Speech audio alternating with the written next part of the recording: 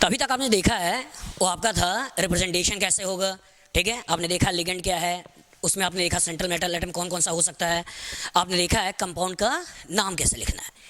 लेकिन ये सोचिए कि जब कंपाउंड बना होगा या डबल बॉन्ड की बात आई होगी तो उस समय चीज़ों को समझाना कितना डिफिकल्ट हुआ होगा। डिफरेंस क्लियर है।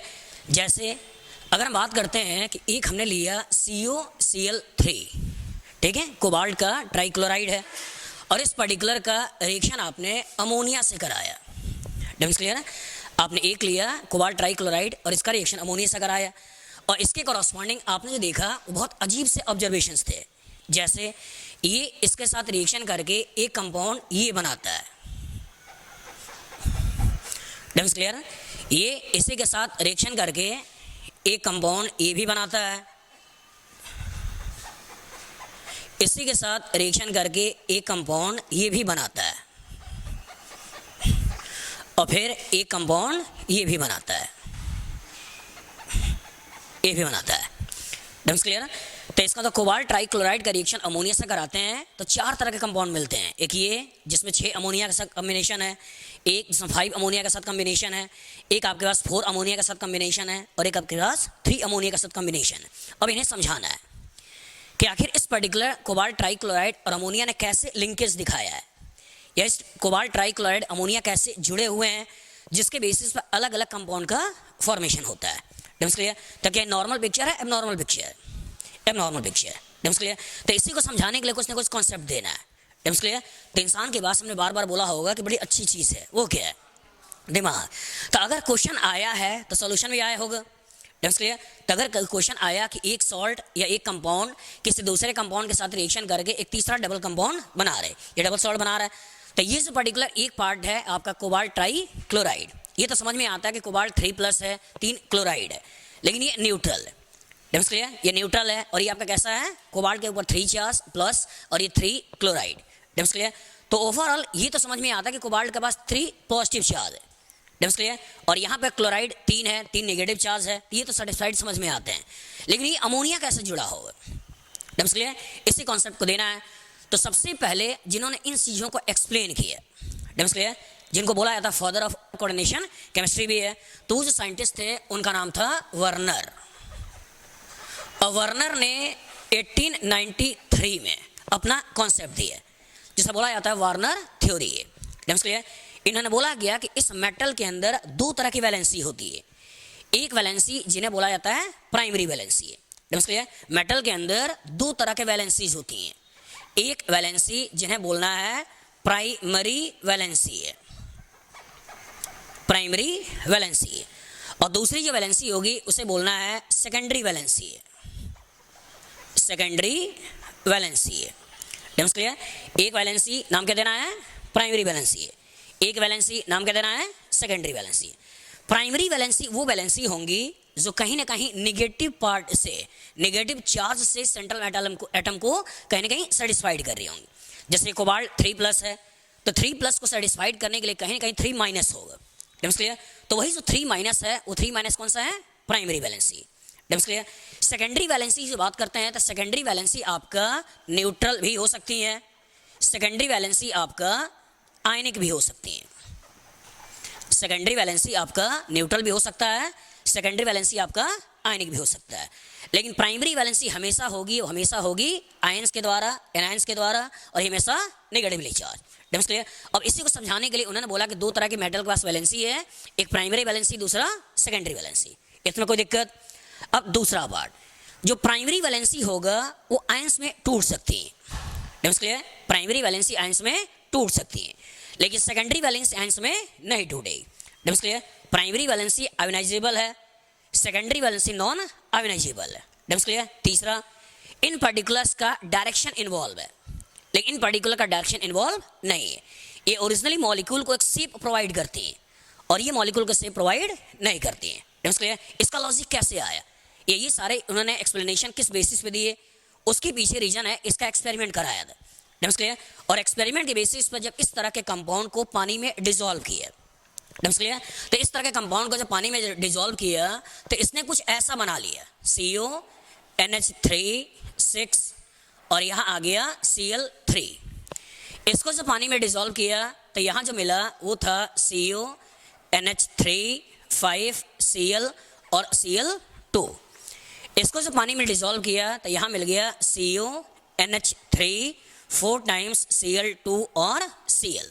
नमस्कार क्लियर। यहाँ जब इसे पानी में डालोगे तो यहाँ से मिल जाएगा CONH3 थ्राइस Cl3 और ये मिल जाएगा। तो इनडायरेक्टली इसका अगर हम आयन बनाएं, नमस्कार क्लियर, इसका अगर आयन्स बनाएं तो ये जो आयन बनाएगा वो हो जाएगा CONH3 6 और ओवरऑल 3 प्लस और साथ साथ 3 Cl माइनस, ये बना लोगे। और इसका जो आयन बनाओगे तो ये कॉरस्पॉन्डिंग बना देगा CONH3 5 Cl और साथ साथ 2 Cl माइनस। इसका अगर हम आयन्स की बात करें तो यहाँ से मिल जाएगा CONH3 4 टाइम्स Cl2 और प्लस Cl माइनस। यहाँ पे आपके पास 2 पॉजिटिव, यहाँ आपके पास 1 पॉजिटिव, ये बना लोगे। यहाँ अगर हम बात करें तो ये क्या कोई आयन्स में टूटेगा? नहीं। तो यहाँ आपने देखा कोई भी आयन नहीं टूट रहा है। क्लियर?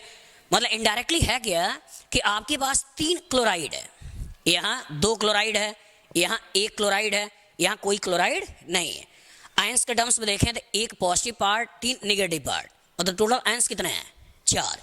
यहाँ पर 1 positive part 2 negative part, total ions कितना है? 3। यहाँ पर 1 पॉजिटिव पार्ट 1 नेगेटिव पार्ट, तो टोटल आयंस यहाँ पे कितना है? 2। और यहाँ पे चूंकि कोई आयनाइजेशन नहीं है, मतलब आयंस के टर्म्स में यहाँ पे 0 है। अब इन्हीं का हेल्प लेकर उन्होंने कहीं ना कहीं स्ट्रक्चर प्रपोज किया कि अगर कभी ऐसा होता है कि कोबाल्ट ट्राइक्लोराइड 6 अमोनिया से रिएक्शन करता है तो 3 क्लोराइड निकल गए, और जो 3 क्लोराइड निकल गए तो यही जो 3 क्लोराइड है वो प्राइमरी वैलेंसी है। क्लियर? यही 3 क्लोराइड जो है वो क्या है? Primary valency. यहाँ पे जब इसके साथ रिएक्शन कराया और रिएक्शन कराकर ये बनाया तो यहाँ जो क्लोराइड निकलते हैं वो नंबर में कितने हैं? 2। तो यहाँ पर 2 ये प्राइमरी वैलेंसी है। क्लियर? यहाँ पर 1 ये प्राइमरी वैलेंसी है, और इसी के बेसिस पर उन्होंने चीज़ों को दिखाया। और उन्होंने ये बोला कि सेकेंडरी वैलेंसी वो होगा जो आयनाइज ना हो, जो कहीं ना कहीं कोऑर्डिनेशन स्फीयर के अंदर हो, और जो प्राइमरी वैलेंसी है वो आपका आयनाइज हो जाए, मतलब कोऑर्डिनेशन स्फीयर के बाहर हो। तो प्राइमरी वैलेंसी को लिखने के लिए, प्राइमरी वैलेंसी को लिखने के लिए इन्होंने डॉटेड लाइन का हेल्प लिया। क्लियर? सेकेंडरी वैलेंसी को लिखने के लिए इन्होंने बोल्ड लाइन का हेल्प लिया। क्लियर? प्राइमरी वैलेंसी को लिखने के लिए डॉटेड लाइन और सेकेंडरी वैलेंसी को लिखने के लिए बोल्ड लाइन। क्लियर? अब जरा इनका रिप्रेजेंटेशन को भी देख लिया जाए। तो यहाँ पर आपने बोला है कि इस पर्टिकुलर के अंदर कोऑर्डिनेशन स्फीयर में 6 चीज़ें मौजूद हैं, 6 अमोनिया मॉलिक्यूल मौजूद हैं। तो इसका मतलब इसका शेप जो होगा ऑक्टाहेड्रल। तो ऑक्टाहेड्रल शेप में अगर हम दिखाएं तो यहाँ पर कुछ ऐसा आप सोच सकते हो कि यहाँ कोबाल्ट है जो आपका +3 में है, और कहीं ना कहीं यहीं से 6 अमोनिया मॉलिक्यूल इस पर्टिकुलर को इलेक्ट्रॉन डोनेट कर रहे होंगे। 6 अमोनिया मॉलिक्यूल कहीं ना कहीं इस कोबाल्ट को इलेक्ट्रॉन डोनेट कर रहे होंगे, इलेक्ट्रॉन डोनेट कर रहे होंगे। क्लियर?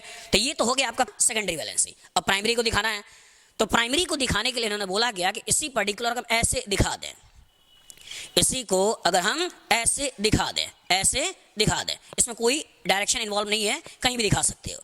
Cl नेगेटिव यहाँ भी दिखा सकते हो, यहाँ भी दिखा सकते हो, यहाँ भी दिखा सकते हो, कहीं भी दिखा सकते हो। तो इसका मतलब 6 अमोनिया को डायरेक्शन देते हुए हमें ऐसे दिखाना है, और 3 क्लोराइड को कहीं भी दिखाया जा सकता है। तो जब इस पर्टिकुलर को पानी के अंदर डालोगे तो ये तीनों क्लोराइड निकल जाएंगे, लेकिन ये जो अमोनिया है एज सच यहाँ पर पड़ा रहेगा। क्लियर? अगर हम इस पर्टिकुलर के कॉरस्पॉन्डिंग मॉलिक्यूल को बनाना चाहें तो यहाँ पे अमोनिया कितने हैं? 5। तो इसका जो शेप बनाओगे या इसका जो स्ट्रक्चर बनाओगे वो कुछ ऐसा बनाओगे। यहाँ कोबाल्ट 3+, यहाँ पर 5 अमोनिया, 1 2 3 4 और 5, ये अमोनिया ले लिए। अब एक आपके पास क्या है? क्लोराइड है जो कोऑर्डिनेशन स्फीयर के अंदर है। तो एक क्लोराइड को आपने ऐसे दिखा दिए। क्लियर? तो ये सारे के सारे हो गए आपके सेकेंडरी वैलेंसी। क्लियर? अब 2 आपके पास क्या है? प्राइमरी वैलेंसी है। अब इन दोनों प्राइमरी वैलेंसी को आपको कैसे दिखाना है? ऐसे डॉटेड लाइन से। तो आपके ऊपर है, जहां मन करे उसे आप वहां पर दिखा सकते हो। तो सबसे आसान तरीका होता है कि यहाँ पे एक Cl दिखा दो, यहाँ पे आप दूसरा Cl दिखा दो। क्लियर? अगर इसके कॉरस्पॉन्डिंग सोचते हैं, इसके कॉरस्पॉन्डिंग सोचते हैं तो यहाँ जो स्ट्रक्चर बनेगा वो कुछ ऐसा बनेगा। यहाँ पे ओवरऑल अमोनिया 4 है, तो आप 1 2 3 और 4 ऐसे दिखा सकते हो। 2 क्लोराइड है तो 1 क्लोराइड यहाँ, 1 क्लोराइड यहाँ, ऐसे दिखा दिए। अब प्राइमरी वैलेंसी का 1 क्लोराइड जहाँ मन करे वहाँ पे आप दिखा सकते हैं, और इसकी कॉरस्पॉन्डिंग एक आपने ऐसे दिखा दी। क्लियर? उसी तरह से कॉरस्पॉन्डिंग अगर इसकी बात करें तो इसकी बात करें तो यहाँ पर ओवरऑल, यहाँ ओवरऑल CO3+ और 3 अमोनिया 1 2 और 3 ये बना दिए। और 3 क्लोराइड चाहिए, 3 क्लोराइड चाहिए, तो 3 क्लोराइड चाहिए और तीनों क्लोराइड अंदर चाहिए, तो आप इसको ऐसे ऐसे दिखा दें। अब यहाँ थोड़ा केयरफुल रहना है, यहाँ थोड़ा केयरफुल रहना है। कोबाल्ट के ऊपर ओवरऑल चार्ज कितने हैं? 3। और जो कोबाल्ट के ऊपर ओवरऑल चार्ज 3 है तो 1 2 3 तो आपने दिखा दिए, और आपको सेटिस्फाइड हो गया कि 1 2 3 मतलब ओवरऑल 3, ये कैंसिल हो गए। लेकिन यहाँ अगर आप ध्यान से देखिए तो अगर आपने केवल इसको 1 बोला, इसको 1 बोला, 2 क्लियर, और ये आपका एक Cl3 है, तो ये Cl3 जो है वो आपका सेकेंडरी वैलेंसी का भी पार्ट है और साथ साथ प्राइमरी वैलेंसी का भी पार्ट है। और जो सेकेंडरी प्राइमरी दोनों में इन्वॉल्व है, इस पर्टिकुलर को हम इसके साथ साथ ऐसे भी दिखाएंगे। क्लियर? तो ये Cl- आपका सेकेंडरी वैलेंसी में भी इन्वॉल्व है और साथ साथ प्राइमरी वैलेंसी में भी इन्वॉल्व है। तो टोटल चार्ज तो 3 चाहिए ना। ओवर कोबाल्ट के पास चार्ज कितने हैं? 3+, और जो ओवरऑल कोबाल्ट के पास 3+ है तो Cl-Cl-Cl-, क्लियर? तो यहाँ पर चूंकि कोऑर्डिनेशन स्पेयर के अंदर है तो एक आपके सेकेंडरी वैलेंसी का भी इन्वॉल्वमेंट है, और साथ साथ चार्ज कहीं ना कहीं ओवरऑल सिस्टम का न्यूट्रल बनाना है, तो प्राइमरी वैलेंसी का भी पार्ट। तो इसलिए आपको दोनों दिखाओगे, एक बोल्ड मतलब सेकेंडरी वैलेंसी का पार्ट और एक डॉटेड मतलब प्राइमरी वैलेंसी का पार्ट। उसी तरह यहाँ पे आ जाओ, तो यहाँ पर ये जो पर्टिकुलर अभी तक मैंने दिखाया था वो कौन सा है? सेकेंडरी वैलेंसी है। अब इसी पर्टिकुलर प्राइमरी दिखाने के लिए आपको ऐसे दिखाना है, प्राइमरी दिखाने के लिए ऐसे दिखाना है। यहाँ पे अगर आ जाए तो ये जो पर्टिकुलर पार्ट था सेकेंडरी है, इसे दिखाने के लिए प्राइमरी, और इसे भी दिखाने के लिए प्राइमरी, इसे दिखाने के लिए प्राइमरी। तो जब ऐसा दिखाया जाए, ऐसा दिखाया जाए तो सेकेंडरी भी है प्राइमरी भी, ऐसा दिखाया जाए मतलब केवल सेकेंडरी है। ऐसा दिखाया जाए, ऐसा दिखाया जाए मतलब कौन सा है? प्राइमरी। तो इसमें जो टर्म्स आपको दिमाग में रखना है, पहला तो ये कि मेटल की 2 तरह का वैलेंसी होता है, लिंकेज होता है। एक जिसका नाम देना है प्राइमरी, दूसरा जो नाम देना है सेकेंडरी। दूसरा जो आपको दिमाग में रखना है, प्राइमरी वैलेंसी आयोनाइजेबल है, सेकेंडरी वैलेंसी नॉन आयोनाइजेबल है। तीसरा, सेकेंडरी वैलेंसी के कारण ही मॉलिक्यूल्स में डायरेक्शन आता है, शेप आता है, मतलब ये डायरेक्शनल है, और प्राइमरी वैलेंसी आपका नॉन डायरेक्शनल है। चौथा, ये प्राइमरी वैलेंसी आयोनाइज हो सकते हैं, सेकेंडरी वैलेंसी आयोनाइज नहीं होते हैं। याद रहेगा, यही वार्नर थ्योरी का मेन पॉइंट्स है। क्लियर? चलिए पहले पॉइंट के रूप में लिख लीजिए, लिखिए। चलिए, तो यहाँ पे हमने ये बोला कि वार्नर थ्योरी का जो मेन पोस्टुलेट्स है, मेन जो चीज़ें आपको दिमाग में रखनी है, ठीक है, वो पहला आपको ये दिमाग में रखना है कि मेटल के अंदर कितने तरह का लिंकेज है, जुड़ाव है, वैलेंसी है, कितने हैं? 2। तो आपको बोलना है कि मेटल्स 2 तरह से इलेक्ट्रॉन देने वाले ग्रुप से जुड़ सकते हैं मतलब उसी को वैलेंसी बोलना है, उसी को लिंकेज बोलना है। एक जिसको बोलना है प्राइमरी वैलेंसी है, और एक जिसे बोलना है सेकेंडरी वैलेंसी है। क्लियर? चलिए पॉइंट ग्रुप में लिखिए वार्नर थ्योरी, और उसमें फर्स्ट पॉइंट वार्नर थ्योरी, और उसकी थ्योरी में first point, metal have 2 types of valencies. First, primary valency, and second, secondary valency. Metal have 2 type of valency, first primary valency और second secondary valency। याद रहेगा। चलिए अब दूसरी चीज, आखिर इन्होंने इसकी बात क्यों किया, इसको भी समझिए। क्लियर? इन्होंने एक्सपेरिमेंटली देखा कि कुछ जगहों पे Cl तो निकल जा रहे हैं, कुछ जगहों पे Cl निकल जा रहे हैं, इवन सारे निकल जा रहे हैं, और कुछ जगह ऐसी इन्हें मिली जहां से कोई भी Cl निकल नहीं रहा है। अब इसे समझाना है कि आखिर मॉलिक्यूल को कैसे रिप्रेजेंट करें कि हम तीनों Cl को निकाल दें, 2 Cl को निकाल दें, 1 Cl को निकाल दें, और हम कैसे मॉलिक्यूल को रिप्रेजेंट करेंगे जिससे तीनों Cl ना निकले। क्लियर? तो उसी को निकल जाए ना निकले, उसीलिए इन्होंने दो तरह की वैलेंसी की बात कर ली, एक प्राइमरी जो निकल जाए और सेकेंडरी जो ना निकले। क्लियर? तो प्राइमरी जो निकल जाए, आयंस बना ले, तो क्या बोलना है? आयोनाइजेबल। तो यही उनका सेकंड पॉइंट था कि प्राइमरी वैलेंसी आयोनाइज हो जाते हैं, सेकेंडरी वैलेंसी आयोनाइज नहीं होते हैं। क्लियर? चलिए second point, primary valency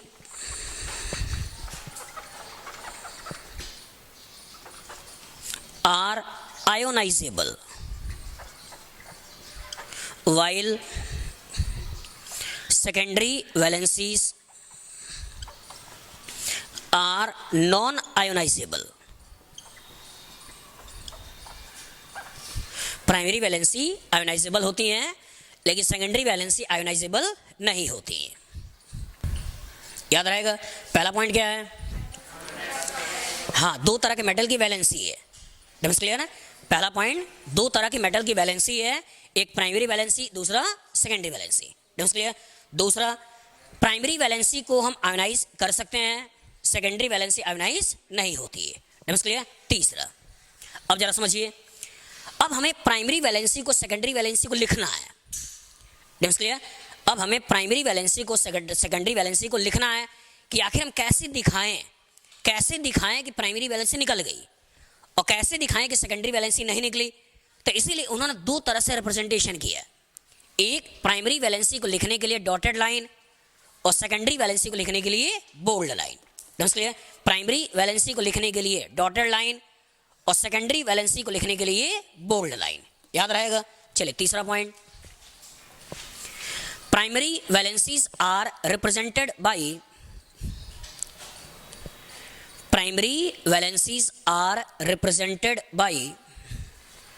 dotted line while secondary valencies are represented by dash line। इसी को बोल दिया जाता है थिक लाइन। डैश लाइन या थिक लाइन, वहां क्या बोलोगे? Dotted line. क्लियर? तो यहाँ डॉटेड बोल सकते हो, यहाँ पे डैश बोल सकते हो। क्लियर? या थिक बोल सकते हो। तो प्राइमरी वैलेंसी को डॉटेड लाइन, सेकेंडरी वैलेंसी को डैश लाइन। अब जरा सोचिए, प्राइमरी वैलेंसीज आयंस के रूप में टूट गई। प्राइमरी वैलेंसीज आयंस के रूप में क्या हो गई? टूट गई। और जब ये टूट गई, निकल गई, जब ये निकल गई तो जो बची वो केवल ये है। क्लियर? अगर प्राइमरी वैलेंसी निकल गई, अब जो बची वो कौन सी है? ये वाली है। और इन्हीं पर्टिकुलर के कारण 6 अमोनिया ने 6 साइड से सेंट्रल मेटल एटम को इलेक्ट्रॉन दिया। यहाँ पर 5 अमोनिया ने, 1 क्लोराइड ने, 4 अमोनिया ने, 2 क्लोराइड ने, यहाँ पर 3 अमोनिया ने, 3 क्लोराइड ने कहीं ना कहीं सेंट्रल मेटल एटम को इलेक्ट्रॉन दिया है। और इसी के देने की वजह से एक ऑक्टाहेड्रल शेप ज्योमेट्री क्रिएट हो रही है। और अगर इन्हीं के देने से एक शेप क्रिएट हो रहा है तो क्या इनका देना डायरेक्शनल है या नहीं है? तो यही आपको बोलना है कि जो सेकेंडरी वैलेंसीज हैं वो सेकेंडरी वैलेंसी डायरेक्शनल है, लेकिन प्राइमरी वैलेंसीज जो हैं ये आपका डायरेक्शनल नहीं है। ये इवन क्लोराइड को यहाँ भी दिखा सकते हैं, क्लोराइड को यहाँ भी दिखा सकते हैं, क्लोराइड को यहाँ भी दिखा सकते हैं। तो नेक्स्ट और चौथा जो आपको दिमाग में रखना है वो ये है कि प्राइमरी वैलेंसीज नॉन डायरेक्शनल है, लेकिन सेकेंडरी वैलेंसीज आपकी डायरेक्शनल है। याद रहेगा? चले next point, primary valencies are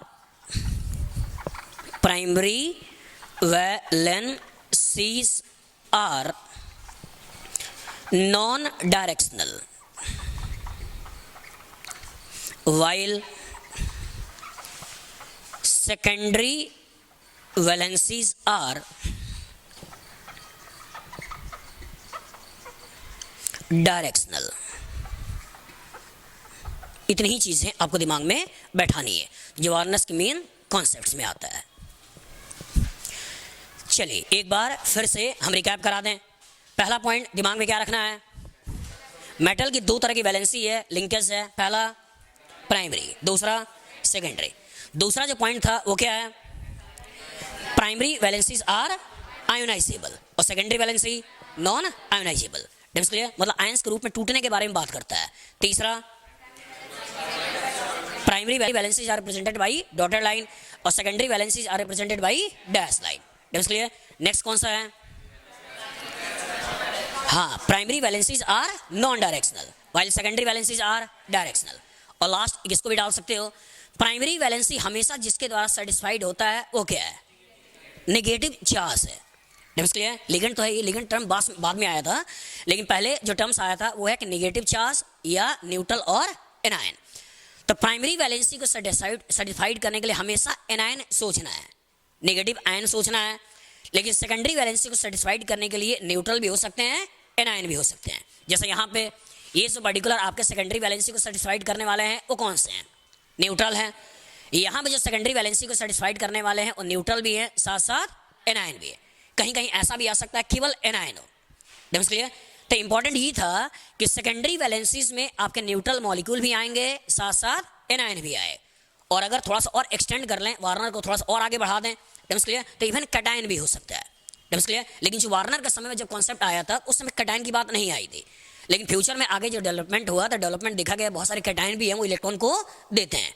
that's clear. तो अभी वार्नर के पॉइंट ऑफ व्यू दिमाग में रखना है कि प्राइमरी वैलेंसी नेगेटिव पार्ट के द्वारा, नेगेटिव आयन के द्वारा सेटिस्फाइड होगा और सेकेंडरी वैलेंसी न्यूट्रल के द्वारा भी सेटिस्फाइड होगा, साथ साथ एनायन के द्वारा भी होगा। That's clear. चलिए लास्ट इसको भी लिख लीजिए। Primary valencies are satisfied by, primary valencies are satisfied by anion while secondary valency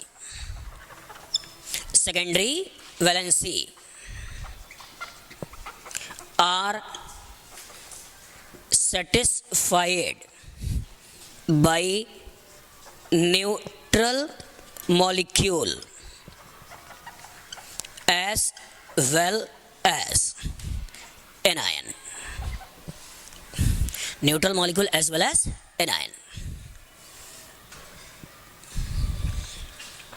चलिए ये सारी चीजें हो गई कहानी, जो बोर्ड के पॉइंट ऑफ व्यू आपको जानना जरूरी है। अब ऑब्जेक्टिव में इसका कैसा क्वेश्चन पूछेगा उसको दिमाग में बैठाइए। एक क्वेश्चन इसी से आ सकता है कि जब कोबाल्ट ट्राइक्लोराइड अमोनिया के साथ रिएक्शन करके जो कंपाउंड बनाते हैं, इन कंपाउंड्स में हम कैसे पता करेंगे कितने क्लोराइड निकलेंगे, कितने क्लोराइड नहीं निकलेंगे। That's clear.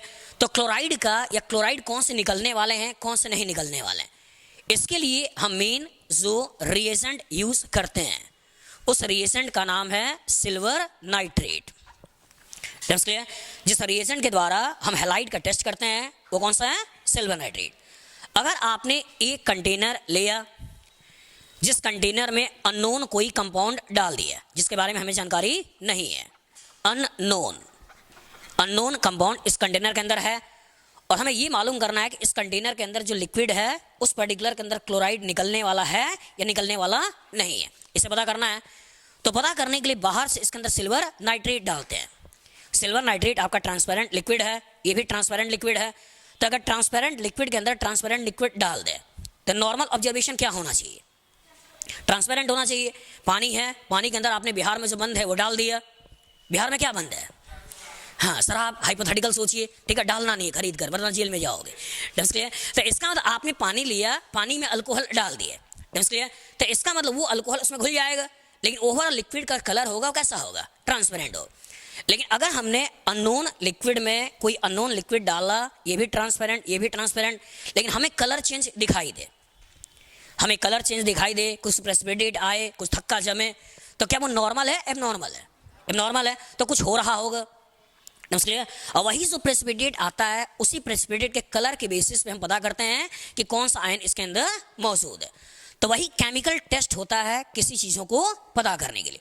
तो अगर आपने अननोन लिक्विड के अंदर सिल्वर नाइट्रेट डाला और सिल्वर नाइट्रेट डालने से वाइट कलर का प्रेसिपिटेशन आता है, क्लियर, तो ये इंडिकेशन होता है कि सिस्टम में फ्री क्लोरीन है जो क्लोराइड के रूप में निकल सकती है।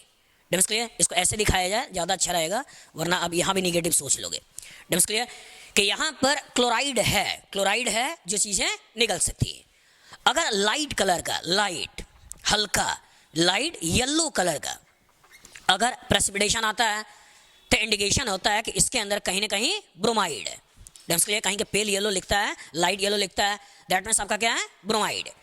अगर आपने सिस्टम में जब डाला सिल्वर नाइट्रेट और डार्क येलो कलर का प्रेसिपिटेशन आता है, डेम्स क्लियर, तो ये इंडिकेशन है कि कहीं ना कहीं आयोडाइड। डेम्स क्लियर, तो सिल्वर नाइट्रेट डालने से अगर वाइट प्रेसिपिटेशन आता है, क्लोराइड है। डेम्स क्लियर, अगर लाइट येलो प्रेसिपिटेशन आता है, ब्रोमाइड है। डार्क येलो प्रेसिपिटेशन आता है मतलब आयोडाइड है। और इसी का छोटा भाई है, वो कौन सा है, फ्लोराइड है। वो भी 4 हेलोजन होते हैं ना, तो नॉर्मली हम फ्लोराइड नहीं लेते हैं। क्यों नहीं लेते हैं, क्यों नहीं लेते हैं, क्या बेटा, नहीं विगरस रिएक्शन नहीं होता, तो ऑर्गेनिक में होता है।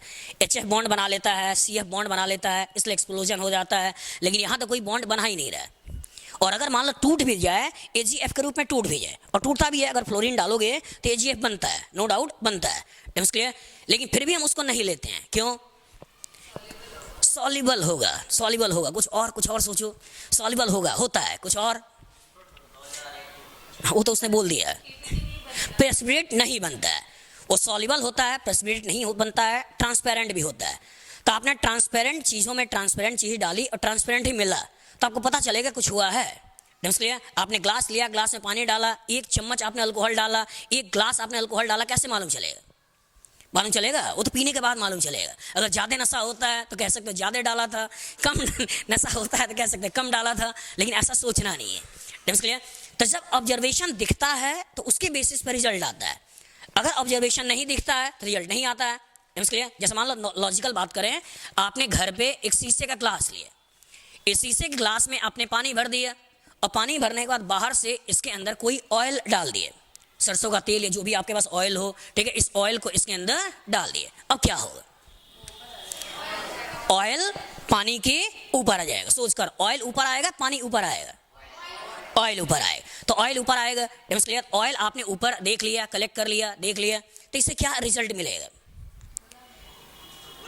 घुला नहीं। ये भी मिल गया एक रिजल्ट कि पानी और ऑयल आपस में इनविजिबल हैं, मतलब दोनों आपस में मिक्स नहीं होते हैं। एक रिजल्ट तो आपने यहाँ से गेन किया कि पानी और ऑयल एक दूसरे में इंटरमिक्स नहीं होते हैं। ये आपका नॉन पोलर है, ये पोलर है, इनके बीच में कोई भी रिएक्शन नहीं होता है, कोई भी घुलना नहीं होता है। दूसरा क्या मिला, गुड, ऑयल की डेंसिटी कम है, इसलिए कहीं ना कहीं ऊपर तैर रहा है, पानी की डेंसिटी ज़्यादा है, इसका मतलब नीचे तैर रहा है। इसलिए एक साल AIEEE ने बड़ा मजेदार क्वेश्चन पूछा था इसी के बेसिस पे। उसने क्या पूछा था, साइक्लोहेक्सेन, ये आपका साइक्लोहेक्सेन होता है, ये साइक्लोहेक्सेन ओरिजिनली चेयर और बोट फॉर्म में पाया जाता है। इस पर्टिकुलर को बोलते हैं चेयर फॉर्म है, और इस पर्टिकुलर को बोलते हैं बोट फॉर्म है। इस पर्टिकुलर क्या बोलते हैं, बोट फॉर्म है। डेम्स क्लियर, बोट फॉर्म थोड़ा कम स्टेबल होता है, चेयर फॉर्म थोड़ा ज़्यादा स्टेबल होता है, और आदमी पढ़ाएंगे। डेम्स क्लियर, तो AIEEE ने एक बहुत अच्छा क्वेश्चन पूछा। वो कैसे पूछा कि साइक्लोहेक्सेन पानी के अंदर जब डाला जाता है तो ये तैरता है, क्यों, क्योंकि बोट फॉर्म में होता है। तो क्या इस बोट का पानी में तैरने से कोई लिंक है, नहीं है। ये इसलिए तैरता है कि इसकी डेंसिटी कम है। डेम्स क्लियर, तो उसने सोचो कितना मजेदार क्वेश्चन, इस बोट को और किस बोट से जोड़ दिया। डेम्स क्लियर, तो इनडायरेक्टली ये बोट रीजन नहीं है तैरने का। डेम्स क्लियर, बोट तो इसका फॉर्म है, बोट जैसा दिखता है, इसलिए बोल दिया कन्फर्मेशन ऑफ साइक्लोहेक्सेन ऐसा होता है। लेकिन अगर साइक्लोहेक्सेन पानी में तैरता है तो रीजन क्या है, डेंसिटी है।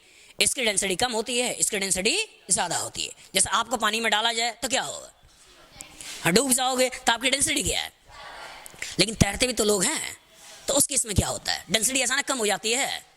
हाँ, तब क्या होता है, हाँ, वो फोर्स लगाते हैं और फिर तैरते हैं। इनडायरेक्टली वो टेक्निक सीखते हैं।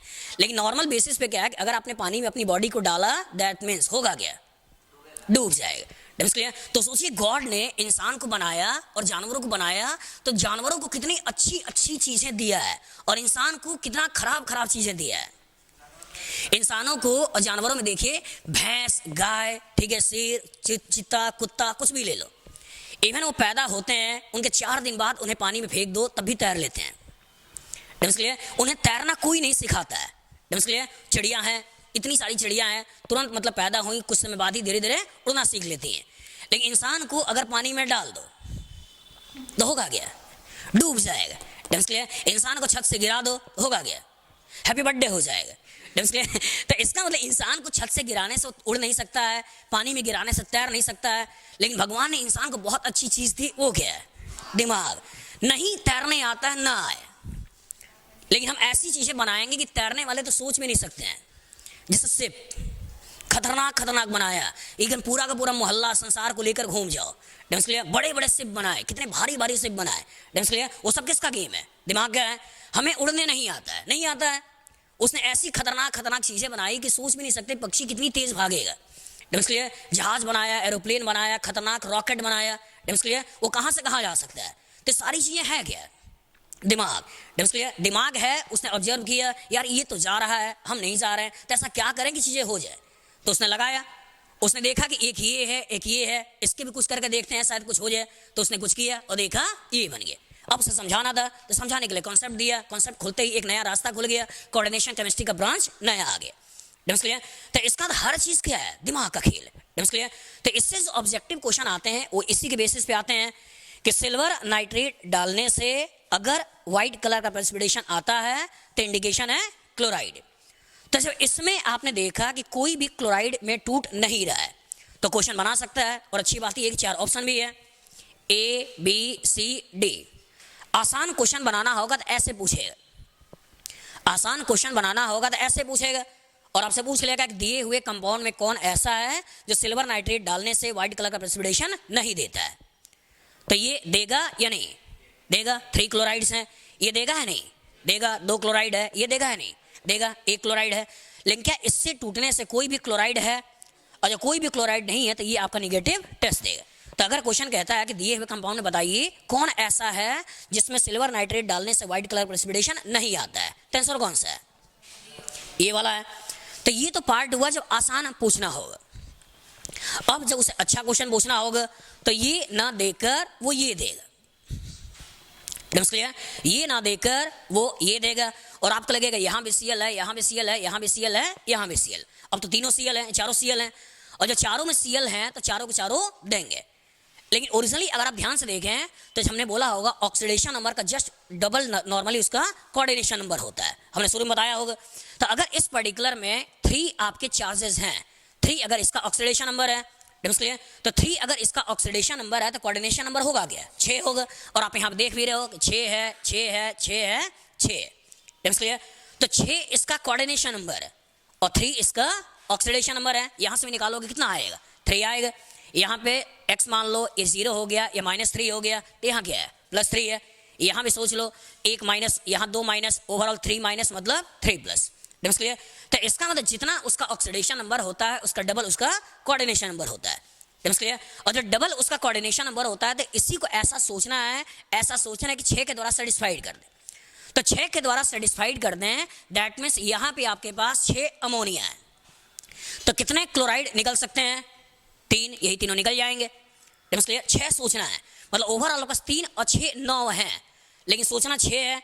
तो 6 तो यहाँ से चले गए, अब बचे 3, ये निकल जाएंगे। और इसको 6 में सोचना है तो 5 अमोनिया ले लिया और 3 यहाँ है, तो कितने क्लोराइड सोचें? 1। तो 1 क्लोराइड सोच लिया, 6 हो गए, तो निकलेंगे कितने? 2। तो वही तुमने 2 निकाला है। यहाँ पे अगर सोचा जाए 6 तो यहाँ तो 4 अमोनिया है, तो कितने क्लोराइड लें? 2। तो 2 क्लोराइड और 4 अमोनिया 6 हो गए, तो कितने निकलेंगे? 1। तो 1 आपने निकाल लिया। यहाँ आपने देख लिया 3 अमोनिया 3 क्लोराइड, टोटल 6 हो गए। तो क्या कोई भी निकलेगा? नहीं।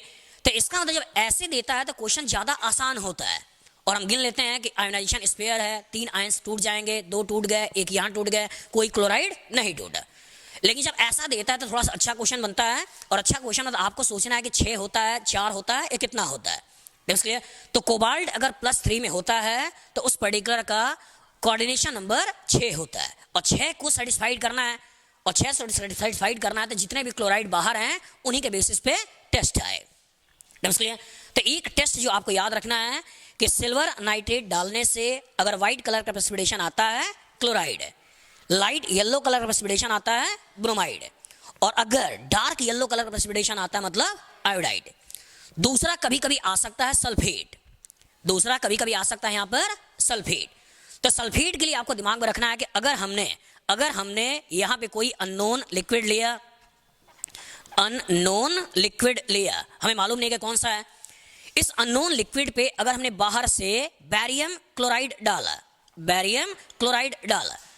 और बैरियम क्लोराइड डालने से अगर व्हाइट कलर का प्रेसिपिटेशन आता है, व्हाइट PPT आता है, तो इंडिकेशन है कि ये जो अननोन कंपाउंड है, इस अननोन कंपाउंड के अंदर कहीं ना कहीं सल्फेट मौजूद है, कहीं ना कहीं सल्फेट मौजूद है।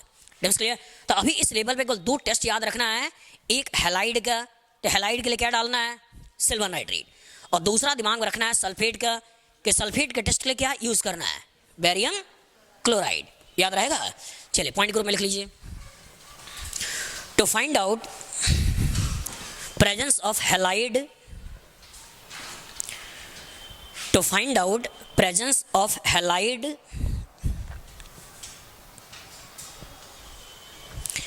use silver nitrate,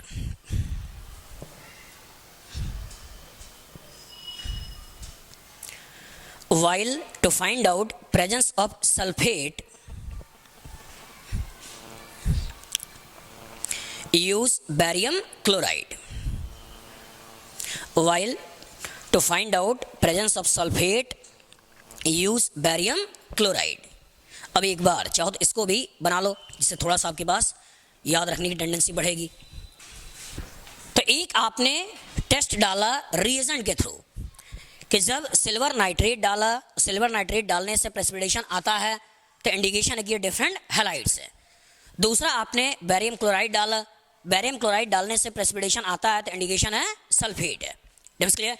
अब रिएजेंट ना डालें और चार्ज के बेसिस पे देख लें, रिएजेंट ना डालें, इलेक्ट्रिकल कंडक्टिविटी के बेसिस पे देख लें। Dims clear. और अगर इलेक्ट्रिकल कंडक्टिविटी के बेसिस पे देखा जाए, तो यहाँ पर इस सिस्टम में चाहे ऐसे लिखा जाए चाहे ऐसा लिखा जाए, ओवरऑल चार्ज कितने हैं, 4, 3 क्लोराइड का और 1 इस कॉम्प्लेक्स का। Dims clear. ओवरऑल चार्जेस कितने हैं, 4, 3 क्लोराइड का और 1 कॉम्प्लेक्स का, मतलब टोटल आयंस कितने हैं। Seems clear. आयंस वर्ड ज़्यादा अच्छा है। टोटल आयंस कितने हैं, 4, 3 क्लोराइड का और 1 इस कॉम्प्लेक्स का। इस पर्टिकुलर को या इस पर्टिकुलर को सोचें और इनके आयंस के बारे में सोचें, तो कितने आयंस हैं, 3, 2 यहाँ पे है, 1 यहाँ पे।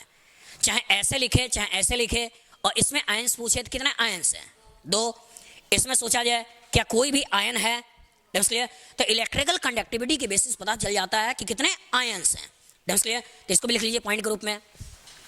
To find out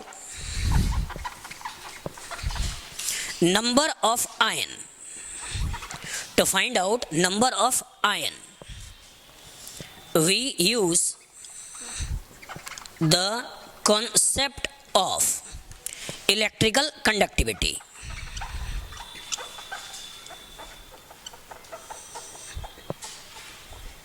Electrical conductivity. To find out number of ions, we use the concept of electrical conductivity. Greater the number of ion,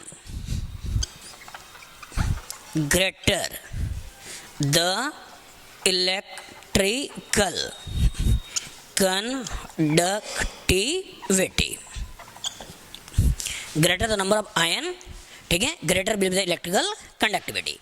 जितना ज़्यादा आयंस का नंबर होगा उतना ज़्यादा इलेक्ट्रिकल कंडक्टिविटी होगी।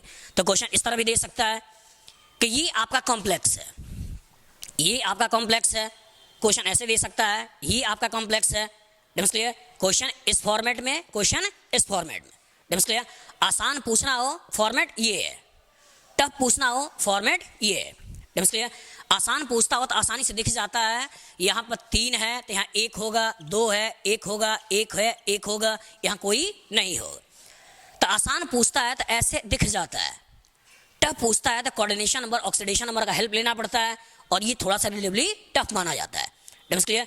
लेकिन अगर किसी भी तरह से दे तो ओवरऑल यहाँ पे आयंस कितने हैं, 4, यहाँ कितने हैं, 3, यहाँ कितने हैं, 2, यहाँ कितने हैं, 0। मतलब घटाना नहीं है कि 4, 3, 2 फिर 1, आयंस नहीं है। Seems clear. ये आपका न्यूट्रल मॉलिक्यूल, और जो न्यूट्रल मॉलिक्यूल है मतलब आपको आयंस के टर्म से बोलना है 0 है।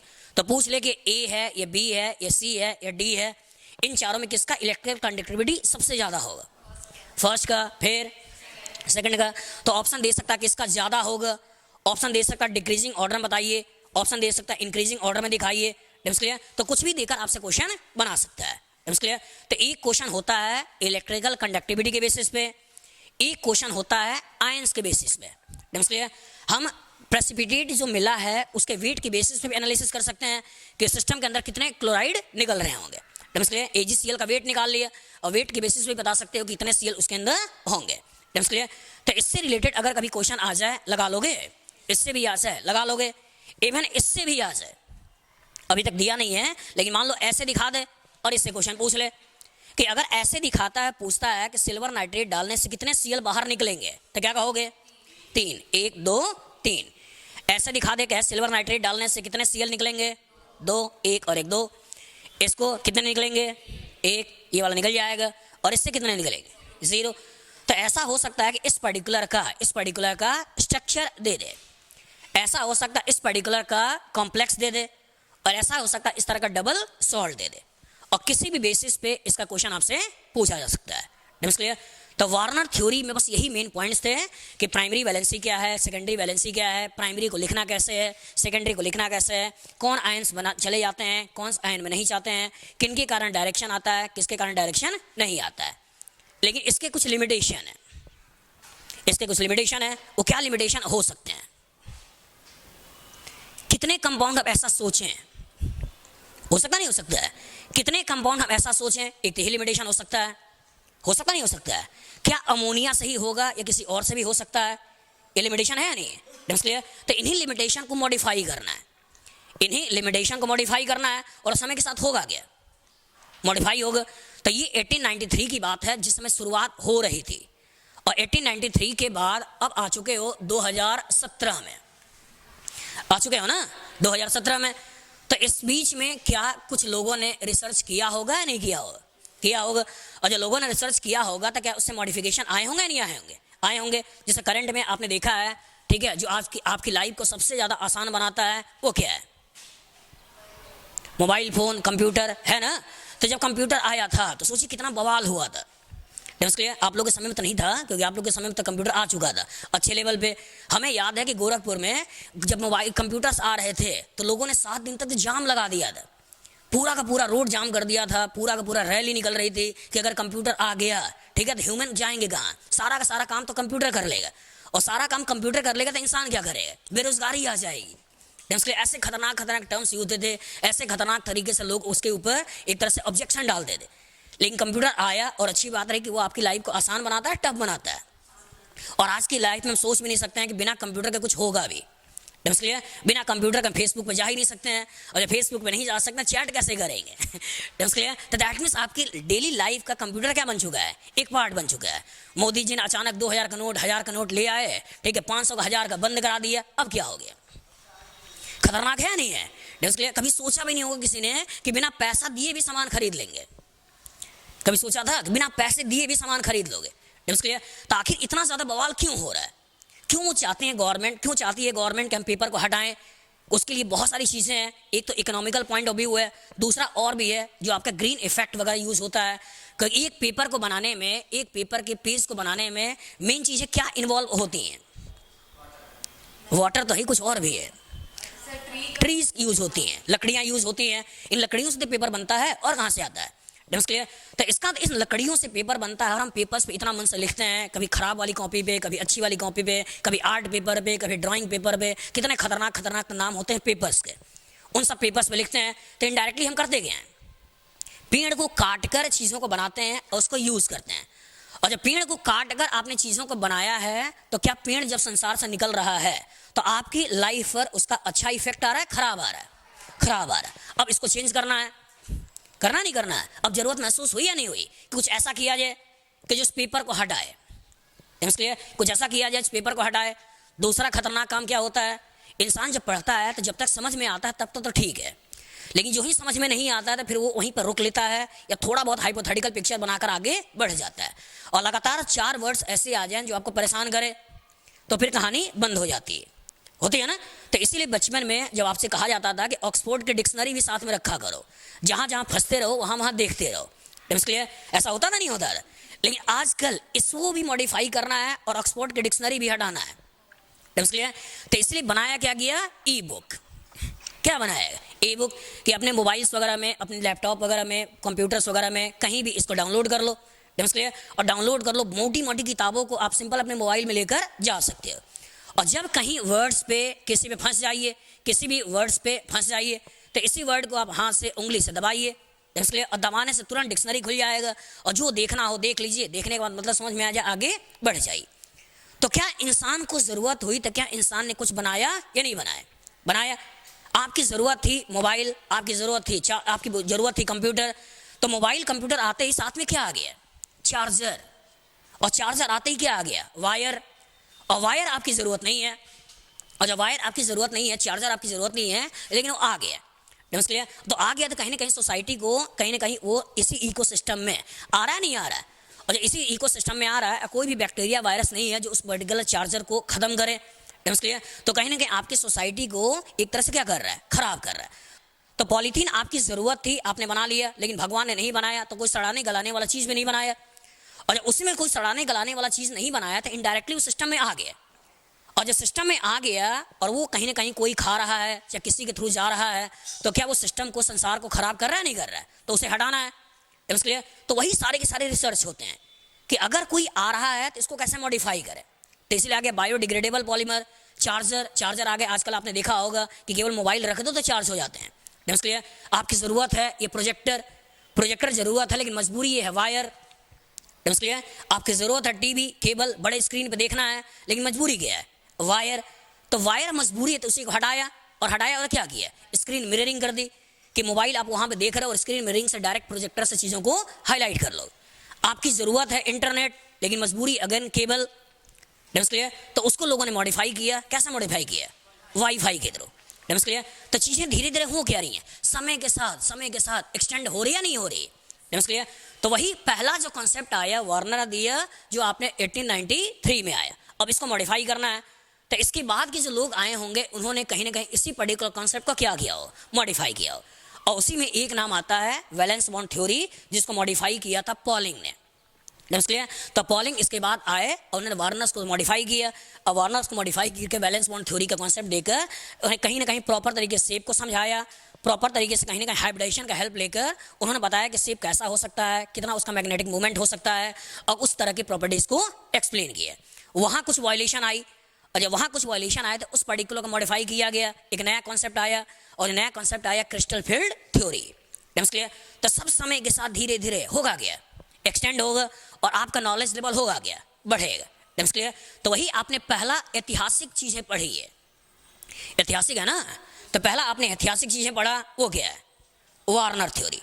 हेलो दोस्तों, मैं अजनीश कुमार गुप्ता अपने वेबसाइट coachme.co.in के बारे में आज मैं आप लोगों को इंट्रोड्यूस कराता हूँ।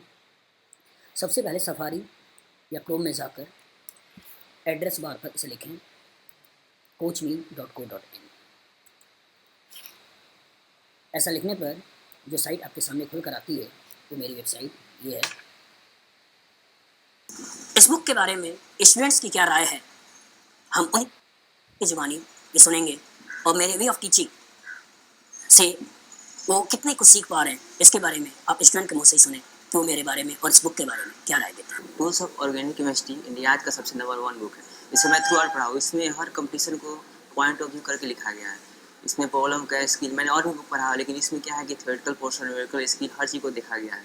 हर पर प्रॉब्लम है, मतलब प्रॉब्लम दिया गया है, और एडवांस जेई में जितने भी कंपटीशन है सबके लिए बहुत बेस्ट है। इसे सेल्फ स्टडी करके पढ़ाया जा सकता है। और बुक्स में क्या है कि थ्योरी दिया हुआ है, अभी प्रॉब्लम कम है, प्रॉब्लम है तो थ्योरी नहीं है, लेकिन इसमें थ्योरी है, प्रॉब्लम सब बैलेंस व्यू में दिया गया है। बहुत अच्छा बुक है वो, और अदर बुक से अच्छा है क्योंकि इसमें जो है बहुत लो लेवल से स्टार्ट किया गया है, और बुक इंटरेस्टिंग भी है पढ़ने में। अदर बुक को अगर हम लोग देखते हैं तो उसमें उतना इंटरेस्ट नहीं आता है हम लोग को पढ़ने में, लेकिन ये इंटरेस्टिंग बुक है। हमने अपने सारे क्लास लेक्चर्स को एक पेन ड्राइव के अंदर कंपाइल कर लिया है, जो कि 32 GB का पेन ड्राइव है। इस पेन ड्राइव के अंदर हमने अपने सारे क्लास लेक्चर्स को डाला हुआ है। साथ में 4 ई बुक्स जो ऑर्गेनिक केमिस्ट्री के ऊपर डेडिकेटेड है उसके अंदर मिलेंगे। साथ में कैप्सूल पेज 30 बाई 20 इंच का कैप्सूल पेज है, जिसमें सारा का सारा रिएक्शंस हमने एक जगह पे कंपाइल किया हुआ है। और चौथा है सॉल्व द मंथ कैलेंडर। इसमें चैप्टर को मिक्सिंग करके जो क्वेश्चंस एडवांस वगैरह में पूछे जाते हैं उसके बारे में है। अगर बच्चे इन्हें बाई करना चाहते हैं तो यहाँ पे एक बटन है बाई नाउ का, इस पर क्लिक करते ही पे यू पेमेंट गेटवे खुल जाता है, जिसके थ्रू बच्चा अपने डिटेल्स वगैरह यहाँ भरकर रेस्टोरेंट नेम, कॉन्टैक्ट नंबर और जिस एड्रेस पर चाहता है ये शिप हो पाए पेन ड्राइव उस एड्रेस को यहाँ फिल करता है, उसके बाद ईमेल, और उसके बाद पेमेंट करने के बाद उस एड्रेस पे उसे पेन ड्राइव मिल जाती है। अगर इसे हम क्लोज करके देखें तो इस साइट्स के अंदर सबसे पहले आप मेंबर बन सकते हैं। मेंबर्स के लिए ज़्यादा कुछ नहीं करना है, केवल अपना नाम लिखना है, मोबाइल नंबर, ईमेल और अपना address along with postal code, किस शहर के हैं, कौन सा स्टेट है, विद साइन इन कर सकते हैं।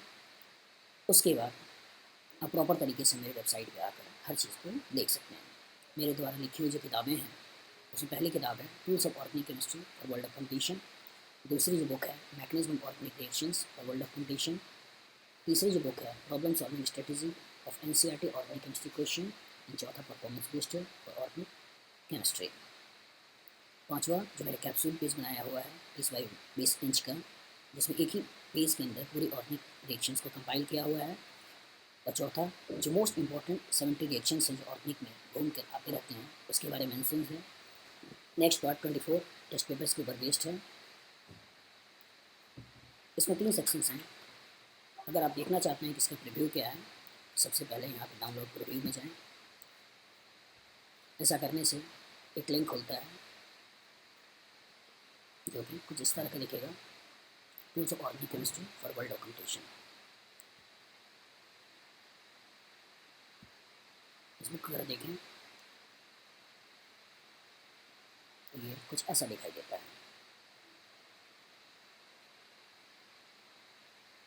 इस बुक के अंदर जो कवर सेक्शंस है, जैसे पहला सेक्शन है बेसिक अंडरस्टैंडिंग ऑर्गेनिक केमिस्ट्री। इसमें मैंने कोशिश किया हुआ है कि जो अंडरस्टैंडिंग ऑर्गेनिक केमिस्ट्री के बच्चों के लिए होनी चाहिए हम प्रॉपर तरीके से दे पाएँ। Introduction organic chemistry, organic chemistry है क्या, कैसे मॉलिक्यूल को लिखा जाता है, फंक्शनल ग्रुप क्या होते हैं, होमोलॉग्स क्या होता है, टाइप्स ऑफ कार्बन हाइड्रोजन क्या होता है, सैचुरेशन अनसैचुरेशन क्या होता है, एब्रेशन कैसे निकाला जाता है, मॉलिक्यूल कैसे क्लासिफाई करते हैं, गैस स्ट्रेंथ थ्योरी क्या होती है। ये हमने यूनिट 1 में डाला है। दूसरा यूनिट पूरी तरह से नोमेनक्लेचर पर बेस्ड है। एक सीक्वेंस में अल्काइल ग्रुप क्या होते हैं, सिंगल बॉन्डेड कंपाउंड का नोमेनक्लेचर कैसे करते हैं, मल्टीपल बॉन्ड को कैसे करते हैं, बाईसाइक्लिक फंक्शनल ग्रुप कैसे करते हैं, प्रॉपर तरीके से इसके बारे में मेंशन है। फिर degree of unsaturation, chemical development hydrogen. तीसरा सेक्शन आइसोलेशन के ऊपर बेस्ड है। पहले हमने स्ट्रक्चरल आइसोलेशन को समझाया है, फिर इसके बाद स्टीरियो आइसोलेशन, ज्योमेट्रिकल, फिर ऑप्टिकल, बाद में हमने कन्फॉर्मेशनल आइसोलेशन को इसके अंदर डील किया हुआ है। नेक्स्ट सेक्शन जो है इलेक्ट्रॉनिक इफेक्ट। इसके अंदर रिएक्शंस की बेसिक्स होती हैं, inductive effect, resonance, hyper conservation, इनके ऊपर प्रॉपर तरीके से फोकस्ड किया है। रिएक्शंस अगर होते हैं तो बीच में क्या बनते हैं, रिएक्शन इंटरमीडिएट्स, उनके stabilities and concept of residues इसके अंदर में प्रॉपर तरीके से डाला हुआ है। अगर एक एक सेक्शंस को देखा जाए तो आपको कुछ ऐसा दिखेगा। पहले सेक्शन में introduction organic chemistry, organic chemistry क्या है। दूसरे सेक्शंस को अगर आप देखते हैं, व्हाट इज ऑर्गेनिक केमिस्ट्री, कैसे लिखा जाता है, इतने सारे कंपाउंड क्यों बनते हैं, फंक्शनल क्या होते हैं। तो इस तरह से प्रॉपर तरीके से पूरे बुक में एक अच्छे लेवल की थ्योरी और साथ साथ एक अच्छे लेवल का क्वेश्चन है। यही कॉन्सेप्ट आप दूसरी बुक्स पे भी लगा सकते हैं। मैकेनिज्म में भी अपने को देख सकते हैं। प्रॉब्लम सॉल्विंग स्ट्रेटेजी में प्रीव्यू मिलेगा, परफॉर्मेंस बूस्टर में प्रीव्यू होगा, कैप्सूल पेज में प्रीव्यू होगा, 70 रिएक्शंस में प्रीव्यू और साथ साथ 24 टेस्ट पेपर में भी प्रीव्यू होगा। अगर आप बुक को बाई करना चाहते हैं ई बुक फॉर्मेट में तो यहाँ पर ई बुक के लिए क्लिक कर सकते हैं। हार्ड कॉपी चाहिए तो हार्ड कॉपी के लिए यहाँ पर क्लिक कर सकते हैं। जैसे अगर आप हार्ड कॉपी के एज एन सिंपल दिखाना चाहूँ तो यहाँ पर क्लिक करें, तो क्लिक करते ही आपके पास कुछ ऐसा बन के आ जाएगा। अगर आप एक्स्ट्रा बुक को ऐड करना चाहते हैं तो कंटिन्यू शॉपिंग में जा सकते हैं। इसके थ्रू अगेन दूसरे बुक को क्लिक कर सकते हैं, ये आपके चार्ट में ऐड हो जाएगा। इसी तरह से तीसरे बुक को क्लिक कर सकते हैं, तीसरा बुक ऐड करते ही ऐसा चौथे बुक को क्लिक कर सकते हैं, चौथे बुक को क्लिक करते ही हार्ड कॉपी ऐसे होगा। पाँचवें बुक को क्लिक कर सकते हैं, पाँचवें बुक की क्लिकिंग से फिफ्थ बुक को भी अपने अंदर इंक्लूड कर लेगा। सिक्स्थ को क्लिक कर सकते हैं, 70 रिएक्शंस भी ले लेगा। और सेवन्थ बुक जो मेरी है 24 टेस्ट पेपर्स, इसको भी इसके अंदर आप ले सकते हैं, मंगा सकते हैं। सारे बुक को सेलेक्ट करने के बाद आप चेकआउट में जा सकते हैं। चेकआउट में जाने पर सबसे पहले वो अपना आपसे आपका ईमेल आईडी और पासवर्ड पूछेगा। अपना ईमेल आईडी यहाँ भरकर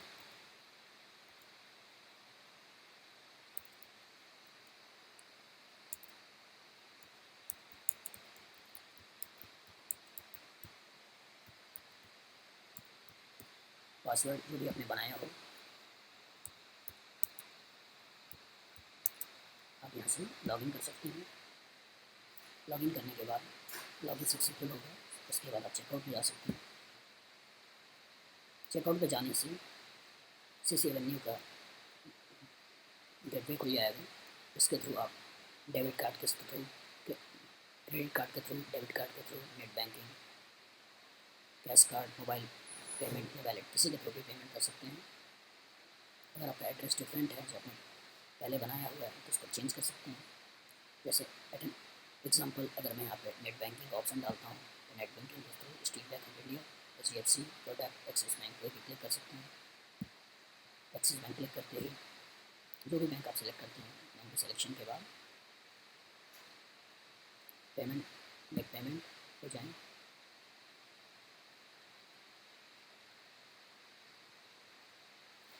जो भी आपका एक्सिस बैंक का लॉगिन आईडी हो, पासवर्ड हो, यहाँ पे क्लिक करके पेमेंट कर सकते हैं।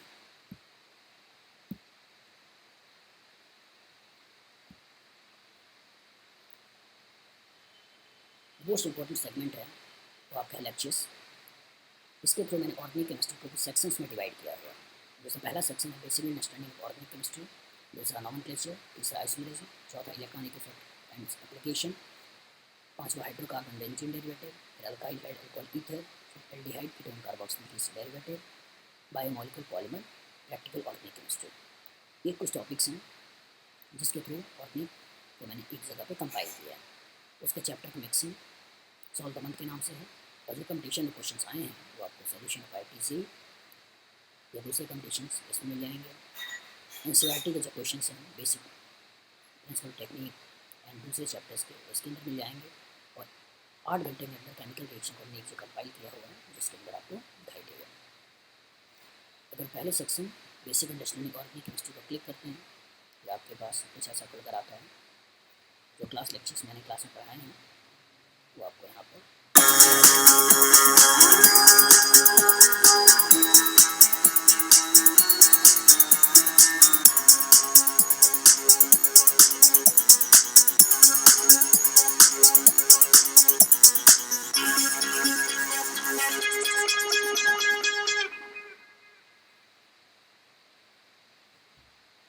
चलिए आज की पहली क्लास है ऑर्गेनिक की।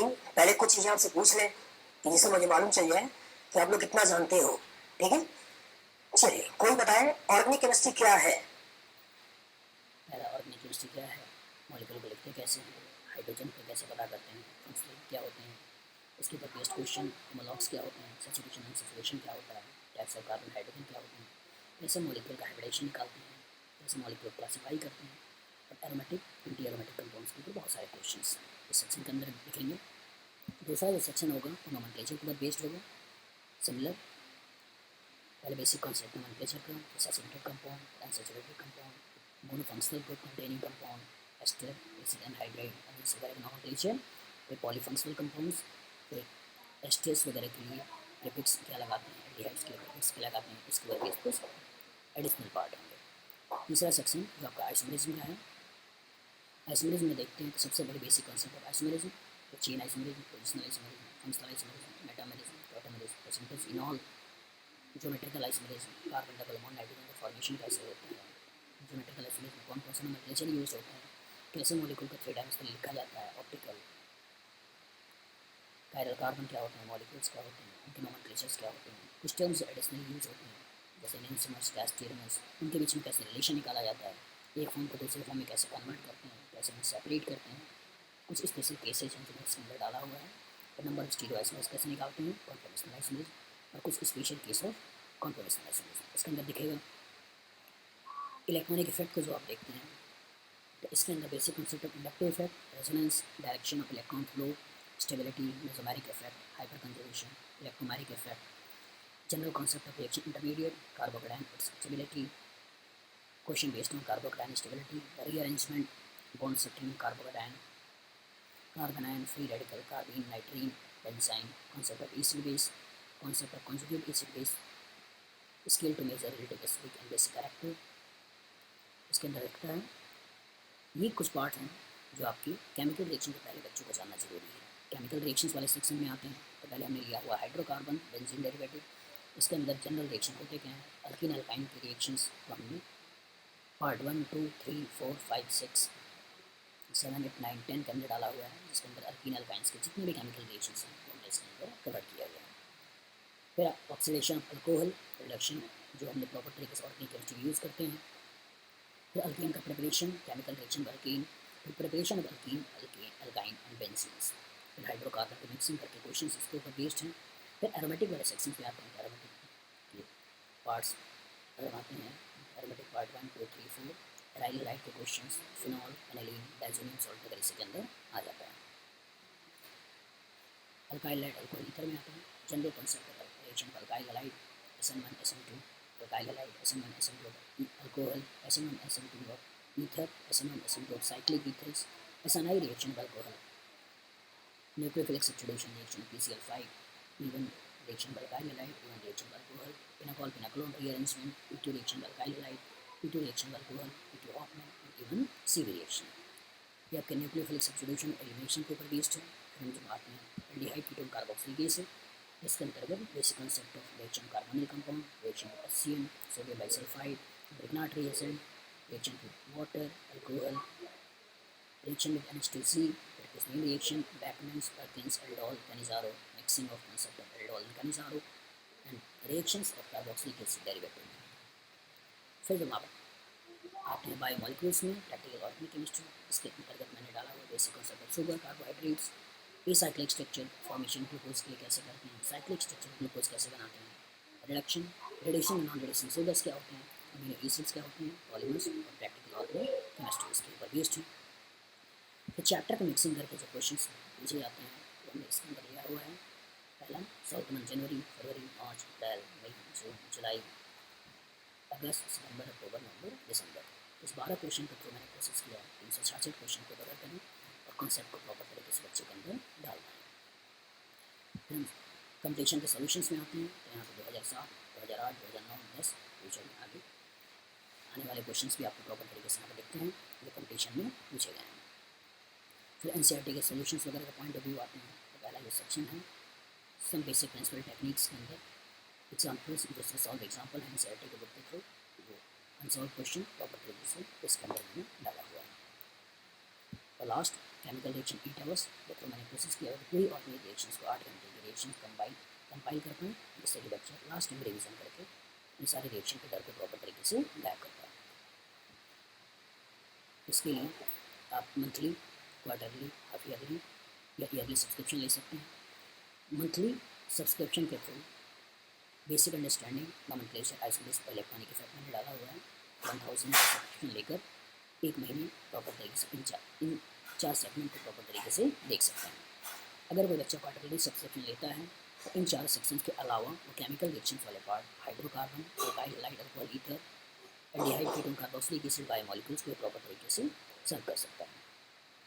हाफ ईयरली सब्सक्रिप्शन लेने पर इनके अलावा जो प्रॉपर चीज़ें आपको मिलेंगी उसमें बच्चे को मिक्सिंग कॉन्सेप्ट के ऊपर बेस्ड क्वेश्चंस, कंपटीशन वाले क्वेश्चंस, साथ साथ NCERT के बुक्स की जो सॉल्यूशंस हैं वही प्रॉपर तरीके से मिल जाएंगे। अगर कोई बच्चा ईयरली सब्सक्रिप्शन लेता है, दे आर मेन स्टूडेंट्स को ज्वाइन कोचिंग, और इसके अंतर्गत एडिशनल पार्ट केमिकल रिएक्शंस का भी होगा, 8 आवर्स का भी मिलेगा। और फ्यूचर में अगर जो ऑनलाइन टेस्ट वगैरह सीरीज वगैरह ज्वाइन होता है तो बच्चा प्रॉपर तरीके के थ्रू ऐड हो सकता है।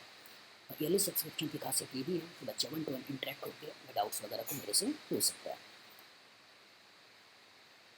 इसके लिए बाय नाउ के ऑप्शंस में जाएं, बाय नाउ के ऑप्शन को क्लिक करते ही अगेन वैसा ही सेगमेंट खुलेगा, इसमें आप पेमेंट के लिए चेकआउट कर सकते हैं।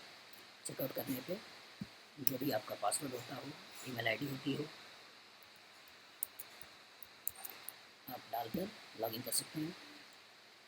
लॉगिन करते ही चूँकि मैंने पहले से सब्सक्रिप्शन दिखा रखा है इसलिए यहाँ पर वो सेगमेंट नहीं खुलेगा, लेकिन अगर आप लेते हैं तो अगेन YCC बनने के थ्रू पेमेंट करके प्रॉपर तरीके से सारे वीडियोज़ को देख सकते हैं। जो बच्चे ईयरली सब्सक्रिप्शन लेना चाहता है उसमें यहाँ पे बाय नाउ पर क्लिक करेगा। बाय नाउ पर क्लिकिंग करते ही ऐसा कार्ट लिस्ट खुल जाएगा। उसके बाद पेमेंट करने के बाद यहाँ से चेकआउट करें। चेकआउट करने के बाद प्रॉपर तरीके से सारे वीडियोज़ को हम शेयर कर पाएंगे। ये कुछ इंट्रोडक्शन है, सो मैंने अपनी वेबसाइट postme.co.in के बारे में दिया हुआ है। इसके थ्रू बच्चा ऑर्गेनिक केमिस्ट्री का पूरा डेप्थ अपने दिमाग से निकाल सकता है।